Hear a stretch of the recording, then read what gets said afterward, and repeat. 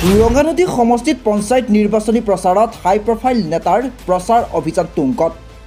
ৰঙানদী সমষ্টিৰ যুৱনগৰ পঞ্চায়তৰ মিত্ৰজোঁটৰ সকলোতকৈ কনিষ্ঠ প্ৰাৰ্থী আছিকুৰ আলম। ৰঙানদীৰ অগপৰ প্ৰাক্তন সাংসদ বীৰেন্দ্ৰ প্ৰসাদ বৈশ্য, লখিমপুৰৰ সাংসদ প্ৰদান বৰুৱা, অগপৰ কেন্দ্ৰীয় বিত্ত সম্পাদক জয়ন্ত সাউণ্ডৰ লগতে বহু কেইগৰাকী মিত্ৰজোঁটৰ নেতাই চলায় নিৰ্বাচনী প্ৰচাৰ অভিযান। যুৱনগৰ গাঁও পঞ্চায়তৰ আঞ্চলিক সদস্য পদৰ প্ৰাৰ্থী আছিকুৰ ৰহমানৰ হৈ প্ৰচাৰ অভিযান। কংগ্ৰেছৰ ভ্ৰষ্টাচাৰ ৰাজনীতিৰ পৰা পৰিত্ৰাণ পাবলৈ ৰাইজক উন্নয়নমুখী ৰাজনীতিৰ স্বাৰ্থত মিত্ৰজোঁটৰ প্ৰাৰ্থীক ভোট দিবলৈ আহ্বান। য'ত উন্নয়ন, য'ত বিকাশ, য'ত প্ৰগতি, তাতে জনসাধাৰণ থাকিব। কাৰণ জনসাধাৰণৰ সেই দিনৰ কংগ্ৰেছৰ শাসনকালৰ সেই দুৰ্নীতি আৰু ভ্ৰষ্টাচাৰৰ সেই দিনবিলাকলৈ ঘূৰি যাবলৈ নিবিচাৰে। জনসাধাৰণে এতিয়া উন্নয়নৰ বিচাৰে, প্ৰগতি বিচাৰে, অঞ্চলটিৰ সামগ্ৰিক বিকাশ বিচাৰে। সেইটো কৰিছে কোনে? মিত্ৰদলৰ চৰকাৰখনে কৰিছে। গতিকে মিত্ৰদলৰ চৰকাৰখনৰ প্ৰাৰ্থীসকলক তেখেতলোকে জয়যুক্ত কৰি উন্নয়নৰ বন্যা বোৱাব আৰু অসমৰ মাননীয় মুখ্যমন্ত্ৰী ডক্টৰ হিমন্ত বিশ্ব শৰ্মাৰ হাত শক্তিশালী কৰিব। কাৰণ পঞ্চায়ত ৰাজ ব্যৱস্থাই তৃণমূল পৰ্যায়ৰ ব্যক্তিসকললৈ ক্ষমতা যাব। তৃণমূল পৰ্যায়ত যদি এখন সুশাসন ব্যৱস্থা কৰিবলৈ হয় তেতিয়াহ'লে উপযুক্ত প্ৰাৰ্থীক নিৰ্বাচিত কৰিব লাগিব। ৰাইজেতো বুজি পাইছে, ৰাইজে উন্নয়নৰ স্বাৰ্থত, প্ৰগতিৰ স্বাৰ্থত, বিকাশৰ স্বাৰ্থত মিত্ৰদলৰ প্ৰাৰ্থীসকলক, ভাৰতীয় জনতা পাৰ্টীৰ প্ৰাৰ্থীসকলক, অসম গণ পৰিষদৰ প্ৰাৰ্থীসকলক বৃহৎ ভোটত জয়যুক্ত কৰাই পঞ্চায়ত ৰাজ ব্যৱস্থাটো সুশাসনৰ ব্যৱস্থা কৰিব বুলি আমি আশাবাদী।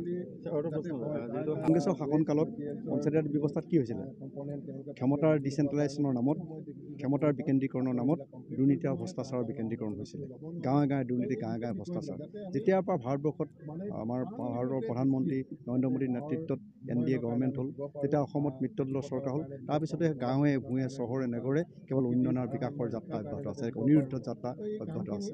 গতিকে এই যাত্ৰাত ৰাইজে সহযোগী হৈছে, ৰাইজে বিচাৰিছে, ৰাইজেতো পিছ পৰি থাকিব নিবিচাৰে, ৰাইজেতো দুৰ্নীতি ভ্ৰষ্টাচাৰত লিপ্ত হ'ব নিবিচাৰে। ৰাইজক লাগে কি? উন্নয়ন। ৰাইজক লাগে কি? বিকাশ। ৰাইজে আত্মসন্মান, আত্মমৰ্যাদাৰে নিজৰ ভূমিত জীয়াই থাকিব পৰা অধিকাৰ সাব্যস্ত কৰিব বিচাৰে। সেইটো পাইছে ক'ত? মিত্ৰদলৰ চৰকাৰখনৰ পৰা পাইছে। সেই মিত্ৰদলৰ চৰকাৰৰ পক্ষত থাকি উন্নয়ন আৰু বিকাশৰ লগত হাতত হাত মিলাই কাম কৰি যাবলৈ ৰাইজে উন্নয়নৰ পক্ষত আছে। ৰাইজে উন্নয়ন বিচাৰে। ৰাইজক বিভাজিত কৰা, আমাৰ মাজত বিভাজন অনা যিকেইজন নেতা, তেখেতসকলে উত্তৰ এই পঞ্চায়ত নিৰ্বাচন পাব। ৰাইজে উন্নয়নৰ পক্ষত ওলাই আহিছে, ৰাস্তা ঘাটৰ পক্ষত ওলাই আহিছে। আমাৰ উন্নয়ন লাগে, আমাক সদায় পিছফালে ঠেলিব নোৱাৰে। আমাৰ ৰাইজে এইবাৰ বিবেকবোধ প্ৰদান কৰিব, চৰকাৰৰ পক্ষত বোধ প্ৰদান কৰিব আৰু সংখ্যালঘু সমাজে এইবাৰ আমাৰ অঞ্চলখনক আগবঢ়াই নিয়াত বিশেষ ভূমিকা পালন কৰিব বুলি ভাবোঁ। আপোনাৰ অঞ্চলৰ মুখ্য সমস্যা কি? মই বিভিন্ন সময়ত কৈছোঁ যে আমাৰ সংখ্যালঘু অধ্যুষিত অঞ্চলৰ 100% সমস্যা যদি কওঁ, তাৰে ভিতৰত 80% সমস্যাই হ'ব ৰাস্তা ঘাট। আৰু সেই ৰাস্তা ঘাটৰ অৱস্থাৰ কাৰণে মই এজন যুৱক হিচাপে ওলাই আহিছোঁ। আজিৰ দিনত যিকেইজন যুৱকে বা যিকেইজনে বাইক গাড়ী এই ৰাস্তাৰে চলায়, তেখেতসকলে গম পাব, ভালকৈ চেক কৰিব ঘৰত যে গাড়ীৰ তলত কিন্তু নট বহুতকেইটা নাই।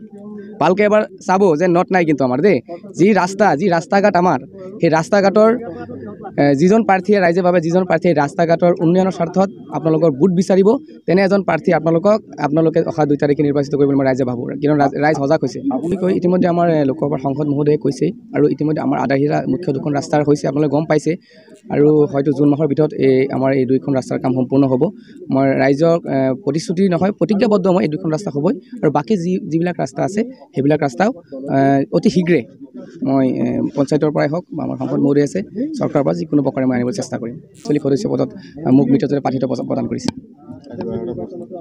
মিত্ৰজোঁটে কেতিয়াও, মই ভাবোঁ মিত্ৰজোঁটে সদায় যিজন ব্যক্তিয়ে সমাজৰ হৈ কাম কৰিব পাৰিব, ৰাইজৰ স্বাৰ্থত মাত মাতিব পাৰিব, তেনেকুৱা এজন প্ৰাৰ্থী বিচাৰে। কোনো ধৰণৰ ধুৰন্ধৰ ব্যক্তিক নিবিচাৰে। আপোনালোকে ইতিমধ্যে বিভিন্ন দলৰ ঘটনাবিলাক গম পায়ে আছে, মই নতুনকৈ কোৱাৰ কোনো প্ৰয়োজন নাই।